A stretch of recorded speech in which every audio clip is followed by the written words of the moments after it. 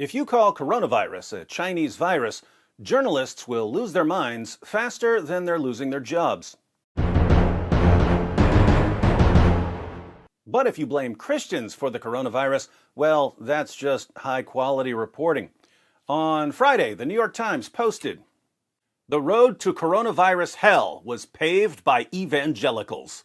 Trump's response to the pandemic has been haunted by the science denialism of his ultra-conservative religious allies." This article was written by Ace Hackett, Katherine Stewart, author of The Power Worshippers, Inside the Dangerous Rise of Religious Nationalism. She's also the author of The Good News Club, The Christian Right's Stealth Assault on America's Children. Yes, ladies and gentlemen, Christians are coming to get you once again. Not only are we about to take over the country and establish a theocracy and assault your kids, we're even going to get you killed by influencing President Donald Trump to ignore the coronavirus. It's just what we do. We're anti-science and anti-medicine, but pro-theocracy, pro-coronavirus, and pro-assaulting your children. After a brief blowback, the New York Times retitled the piece, "The Religious Right's Hostility to Science is Crippling Our Coronavirus Response." Why is the disease spreading so rapidly in the U.S.? Anti-science Christians. Why isn't there more testing? Anti-science Christians. The New York Times gets it. Of course, there's already been a poll on people's response to coronavirus with the results categorized by worldview. I'll put a link to this in the description box. People were asked if they're currently practicing social distancing. 86% of Christians said they're practicing social distancing. 88% of non-Christians said they're practicing social distancing. 80% of atheists are practicing social distancing. 78% of agnostics are practicing social distancing. If we divide up Christians, we find that 89% of non-Protestants/Catholics, 82% of evangelicals, and 85% of non-evangelicals are practicing social distancing. Are you noticing a pattern? Neither am I. The percentages associated with various groups are actually pretty close to one another, especially when you factor in the margin of error. Since nearly all ideological groups are in the 80 to 90% range, I suspect that this probably comes down to personality type. There are probably 10 to 20% of every group who just aren't worried enough to practice social distancing. But what if we're like the New York Times and we want to start pointing fingers anyway? Well, interestingly, atheists and agnostics are on the lower end of the poll. Are they the real science deniers who are paving the way to coronavirus hell?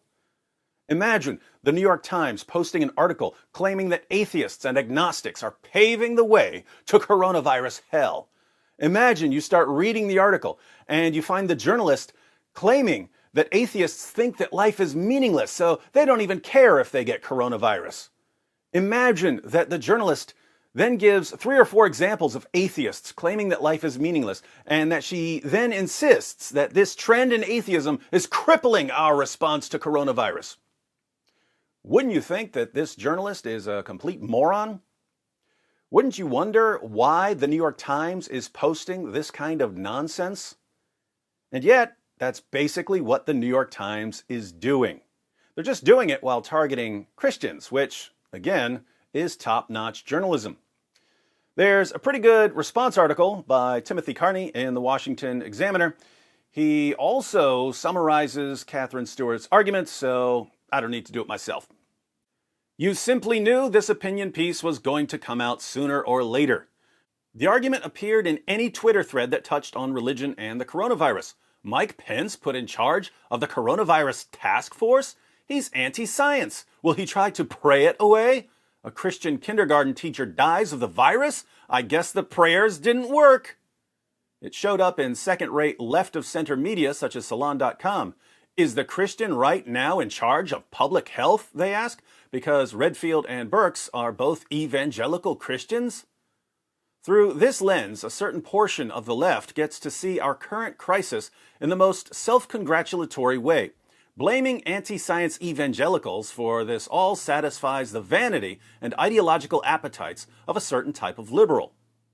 That's right, dumb evangelicals don't believe in hospitals. They just sit around and pray.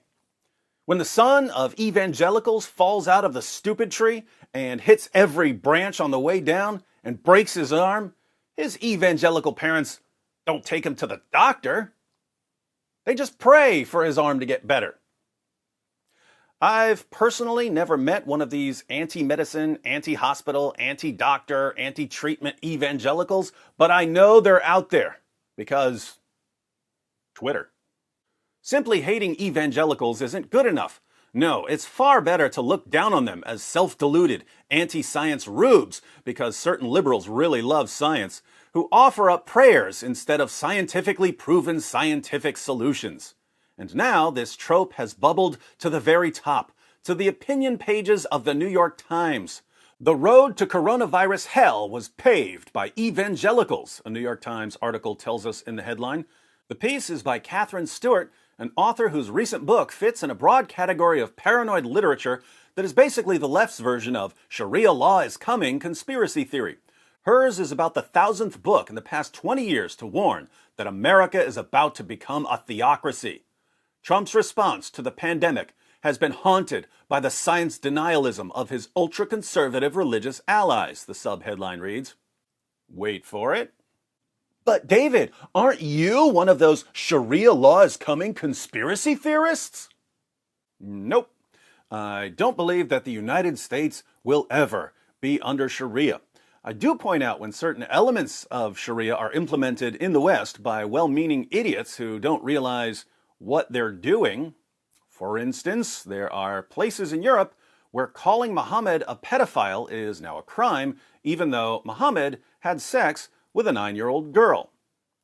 The boneheads who made that law don't seem to realize that they're now enforcing an element of Sharia.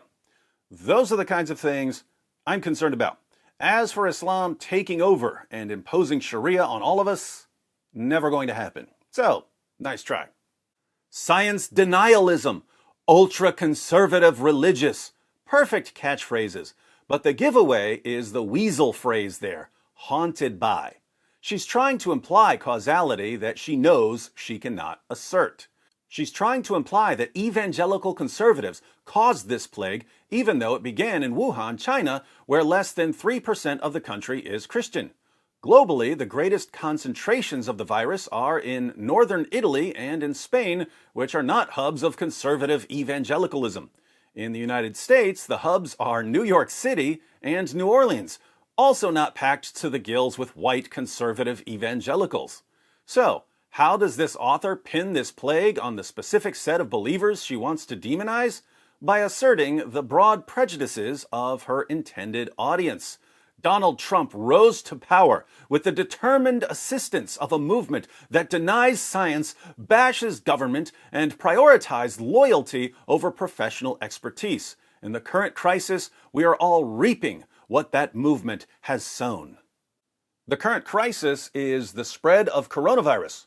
Why is it spreading so rapidly? Why are we so ill-prepared? Because of evangelical Christians who support Donald Trump. This is the New York Times. She then absurdly pins slavery on American Christianity. Then she accuses Christians of denying critical thinking. She then cites 2 evangelical leaders who spoke about having services despite the outbreak. At least one immediately decided to cancel services. She also points out that Secretary of Health and Human Services Alex Azar is a pro-life Christian. She points to no actions by Azar that caused the coronavirus, much less a nexus with Christianity. She levels basically the same attack against Ben Carson, Secretary of Housing and Urban Development. A great tell is this sentence. By all accounts, President Trump's tendency to trust his gut over the experts on issues like vaccines and climate change does not come from any deep-seated religious conviction. Yes, right there we have an explanation for the shortcomings of Trump's handling of this outbreak. It's simple. It comports with everything we know about Trump. He is not deeply religious. He does not deeply consider hard evidence. He does trust his gut. Yet that obvious and simple story isn't so satisfying because it doesn't denigrate religious people. Miss Stewart somehow says that this example of Trump being Trump is actually a product of anti-science Bible thumpers. Let me know what you think of Miss Stewart's theory in the comments section. I'll link to her article in the description box. Before I close, I wanted to draw your attention to a new Gallup poll. Gallup asked people whether they approve or disapprove of the way various institutions are responding to coronavirus. Check out the results. Hospitals, 88% approval rating. Schools, 83% approval rating. State governments, 82% approval rating. Employers, 82% approval rating. Government health agencies, 80% approval rating. Vice President Mike Pence, 61% approval rating. President Donald Trump, 60% approval rating. Congress, 59% approval rating. The news media, 44% approval rating. It seems that most people are satisfied with the way most U.S. institutions are responding to coronavirus. The people who are least satisfied with our country's response to coronavirus are journalists who blame anyone they don't like for anything the rest of us don't like. And yet, the news media is the institution that has by far the lowest approval rating of everyone else. With such powerful and insightful articles being posted by the New York Times, proving conclusively that evangelical Christians are sabotaging our president's response to coronavirus, why do people think that journalists are doing a terrible job responding to coronavirus? One of life's great mysteries.